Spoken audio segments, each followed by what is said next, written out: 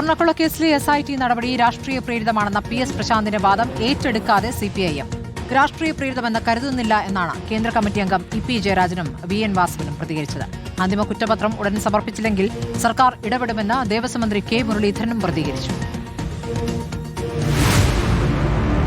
അന്വേഷണ സംഘത്തിന്റെ നീക്കം രാഷ്ട്രീയ പ്രേരിതമാണെന്നും യാതൊരു കുറ്റവും ചെയ്യാതെ മാനസിക സംഘർഷം അനുഭവിക്കുകയുമാണ് എന്നായിരുന്നു PS പ്രശാന്ത് രാവിലെ ഫേസ്ബുക്കിലിട്ട പോസ്റ്റ്.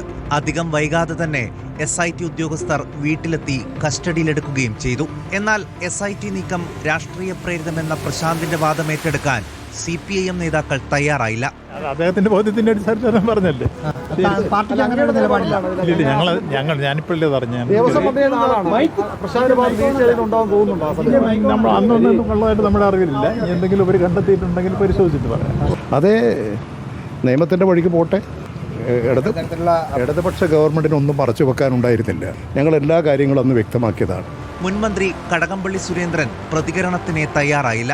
എല്ലാം സംസ്ഥാന നേതൃത്വം പറയുമെന്ന മറുപടിയിൽ ജനറൽ സെക്രട്ടറി MA ബേബി പ്രതികരണം ഒതുക്കി. പൂർണ്ണമാഷെല്ലാം പറയാനെ കുറിച്ച് ഇവിടെ കേരളത്തിലെ ഒരു സംഭവമില്ലേ, ഇവിടുത്തെ നേതാക്കന്മാരെ കുറിച്ച് പ്രതികരിക്കട്ടെ, അതല്ലേ നല്ലത്. രാഷ്ട്രീയ പ്രേരിതമെന്ന പ്രശാന്തിന്റെ ആരോപണം ദേവസ്വം മന്ത്രി K മുരളീധരനും തള്ളി.